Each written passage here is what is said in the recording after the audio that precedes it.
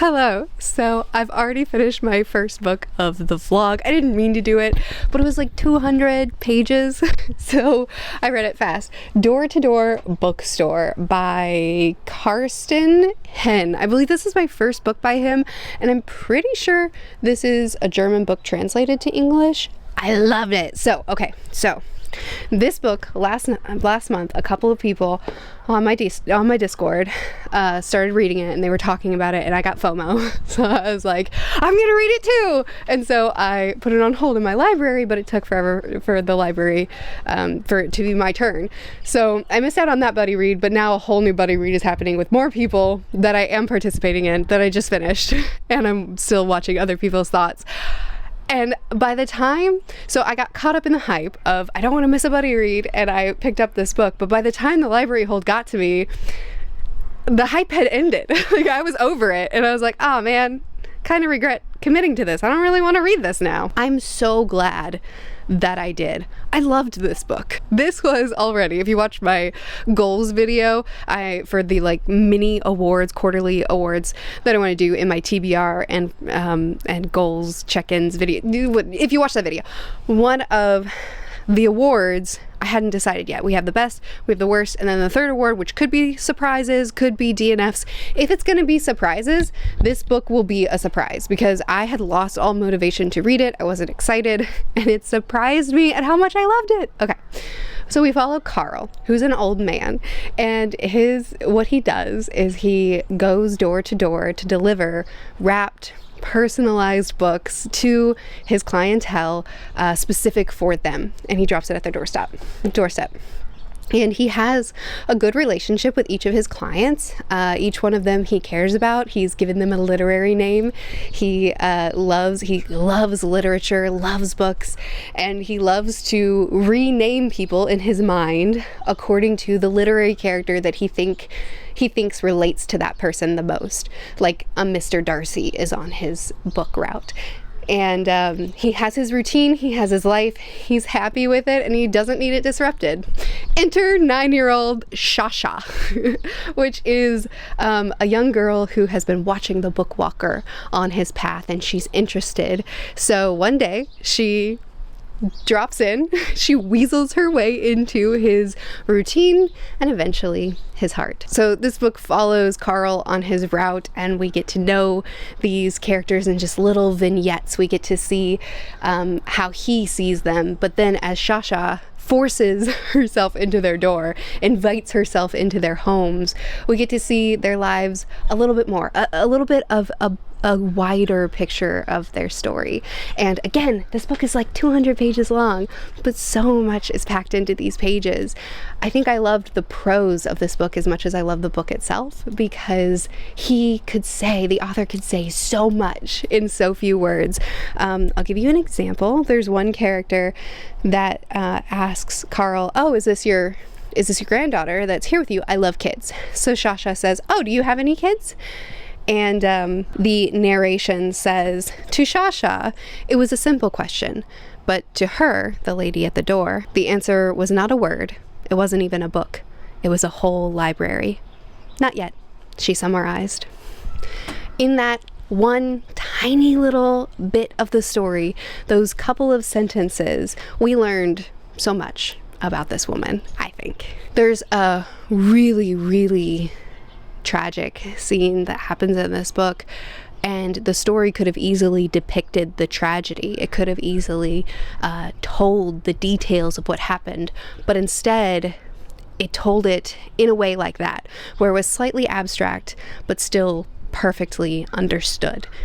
And the way it told that tragic event was so much more impactful than if it had told the details of the event, if that makes sense. There are elements of the story that I think are somewhat predictable, but because of the way the story is told, the impact isn't lost. It's cozy and sweet, but also so much emotional weight is packed into the scenes. I think if you're a fan of A Man Called Ove, then you might appreciate this book. I think that there's some similarities there. We get to see these characters that are a part of Carl's life through his eyes, and then we get to see that perspective widen as we get to know them so much more closely, and how much depth these characters truly have, how much weight their story has. So it's like the individual impact of a single person's story, but then it's also the impact that a book can have on someone's life, the impact of an individual in another person's life, the impact of friendship and those relationships that we build, and the impact of our choices that we make in getting involved in each other's lives. It's beautiful. It was such a beautiful book. I loved it so much. It's really quick and it's really beautiful. I don't know if you would like it, but if you like a good literary fiction and you like stories like A Man Called Ove, maybe give it a go. This was a really big surprise and a really big delight. So I'm so happy to have read it. That's my first book of the vlog. Sorry I didn't check in with you at the halfway point like I tend to do with books. I just read it in one day. So whoops. Welcome to the vlog.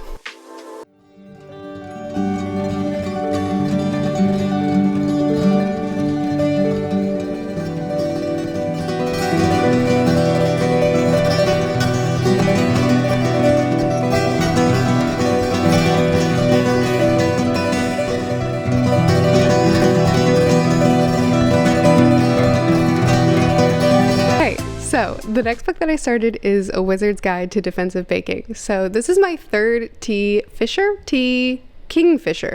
This is my third Kingfisher book.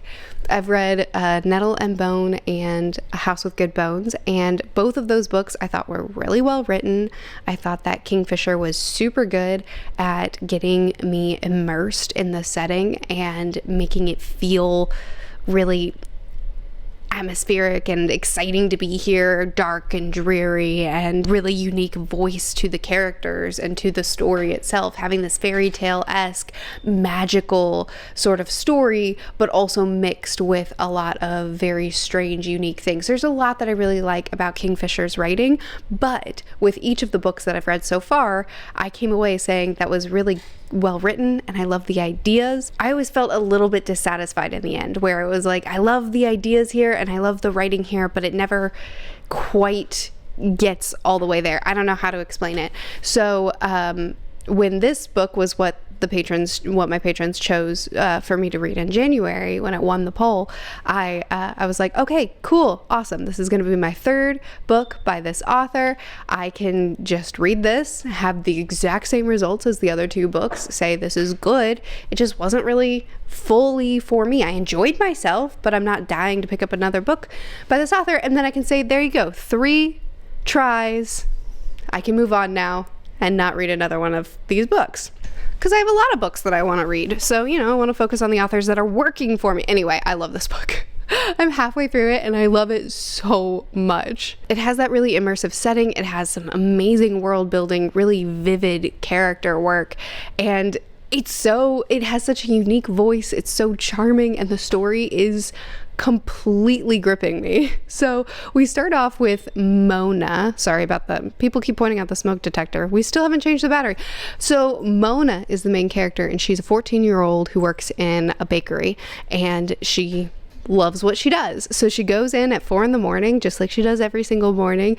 And this time it's a little bit different because, there's a dead body. And so, from this beginning, the first line in the book is, there was a dead girl in my aunt's bakery. And so it goes through her reaction, it goes through her 14-year-old mind processing this, but then also just here in the first couple of pages, we get so much quick world building that kind of gives us an idea of what kind of world we're about to walk through, where she talks about how our bakery is clean. We still have the occasional rat because there's nothing you can do about it. This world has rats, and it doesn't matter how clean we keep our establishment, there are rats here. Also, sometimes the zombie frogs come up from the canals, but we can't help that either. Then she goes on a little side tangent with the dead body in front of her, goes on a little side tangent to explain that the zombie frog. She says, poor thing had been downstream of the cathedral, and sometimes they dump the holy water in a little recklessly, and you get a plague of undead frogs and newts and whatnot.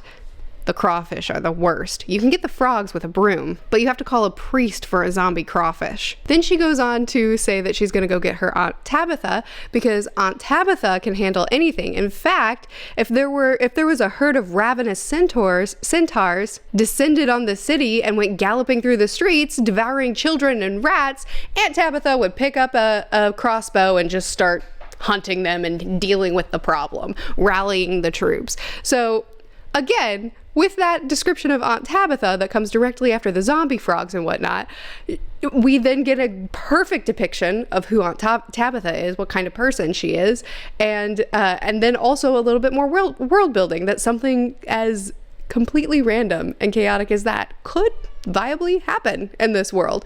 Then from there, we have a sequence of more of Mona reacting to the body and figuring out what to do. She finally gets to Aunt Tabitha, and she proves to be exactly as she was described a few pages previous, where she's just like, yep, that is a dead body. All right, I'll get your uncle. You get to baking. We've got customers. We've got orders to fill. It's just like, and they just handle it. So there's an investigation that comes. The constable, I think, is who shows up, and they briefly inspect the body, and then they take Mona away, and they're like, well, you did it. Let's go to court. And so then she's carted off to the castle. Through that, we get to see a little bit of the social system and the class system that's happening in this world. Anyway, the court case happens. I won't tell you about it, but that happens, and then the story moves on, but it also continues on this thread.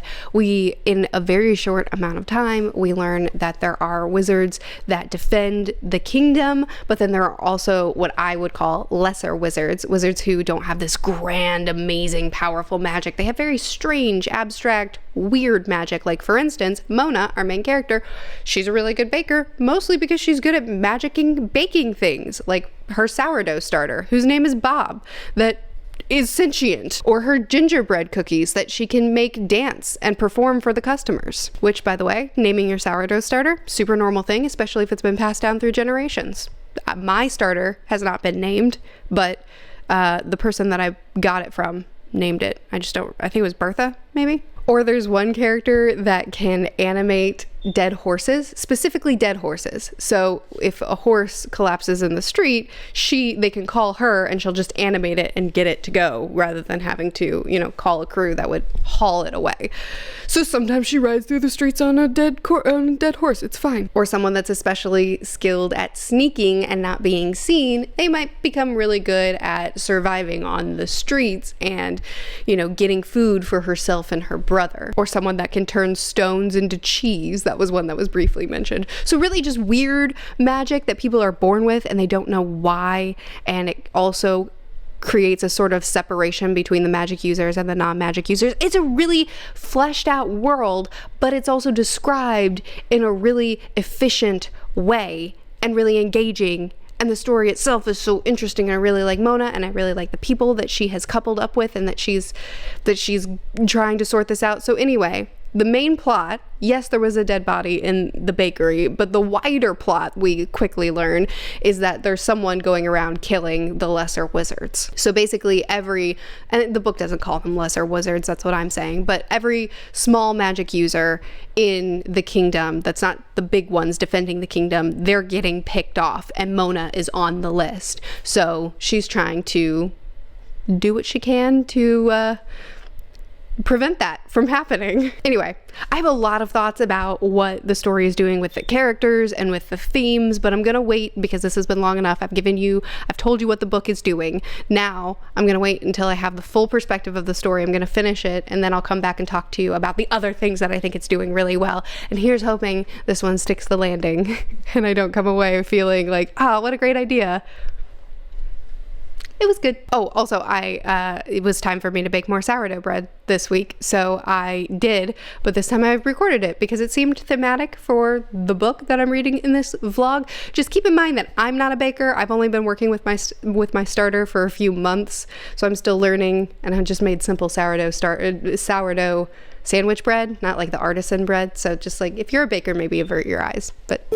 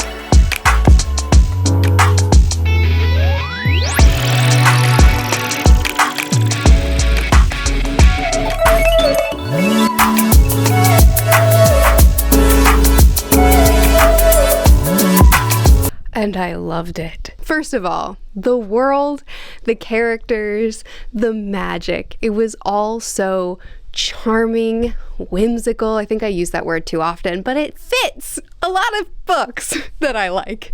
Charming, whimsical. It was strange and funny and odd, but also really challenged its readers to think. This is a middle grade book, and I think it did such a great job of presenting certain aspects, certain themes, certain ideas to the reader, and didn't explain it, didn't feel the need to push or to tell the reader what's going on, just showing the reader through a character who lives on the street and who has never had any access to resources, who looks her right in the eyes and says, I never steal anything from your kitchen that you need. I just take the stale bread because that's how I eat. And she accepts it because she recognizes that, yeah, stealing kitchen knives would affect us. Stealing the leftover bread doesn't. Enjoy your food. Or how often he'll say something and she'll question it. She's like, really? Is that actually how it works? And he'll just roll his eyes or look at her so frustratingly, making her realize, and the reader too, realize how thankful we can be for simple comforts in life. Our main character, who is timid and not the hero. She's not the biggest, baddest magic user. She's not the hero of the story. She's not the one that is chosen and meant to save them all. She's just a kid. She's just a kid.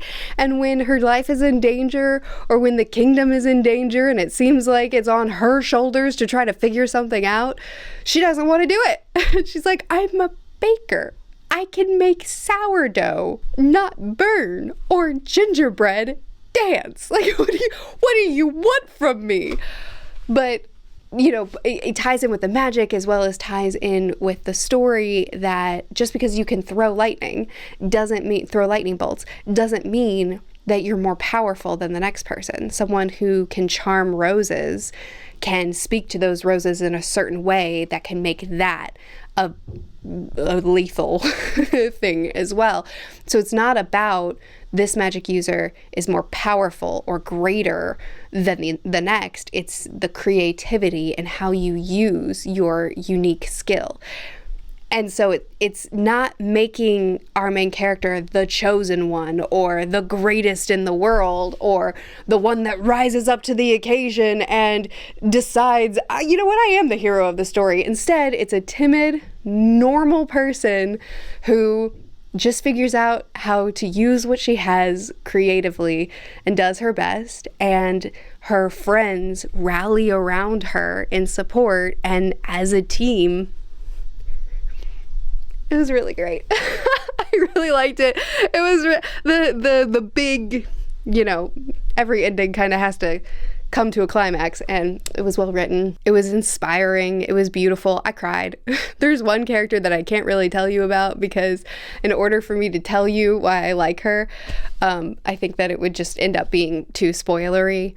But I love her, and there was a scene that real tears left my eyes, which isn't that impressive. I guess I cry a lot over stories, but I didn't expect it from an author that I was planning on giving up on after the story, and for a middle grade book that I didn't even know was middle grade going into it. I loved this so much. If you watch my goals video, you know that I'm now keeping track of stats and keeping track of, you know, awards, like just chill. I don't know. I'm just having fun, trying to be more organized. And I would say that the way I would rank this book is it won't make it to my best books of the quarter, but it will make it to biggest surprises. And it is probably a 5-star book, maybe 4.5 stars. It's a surprise to me because it's not the type of fantasy that I usually go for, but it's also not a fantasy, well, I wasn't expecting to love it. If I knew more about it, it wouldn't be a fantasy that I would be surprised to love, because it is so out of the box, but also so well done that it matches my peculiar taste for the odd yet inspiring that I sometimes like. I liked it. Wow, I read 2 books that I didn't expect much out of, and I loved them both. Wow. I would love to chat with you more about these books in the comments. If you've read them, if you plan to pick them up. These are very outside of the type of stories that I typically read and recommend on the channel, but I liked them both so much. So do with that what you want. I post videos every Tuesday, Thursday, and Saturday on this channel, Mondays and Fridays on the manga channel, which is always linked in the description. I'll see you again soon. Bye.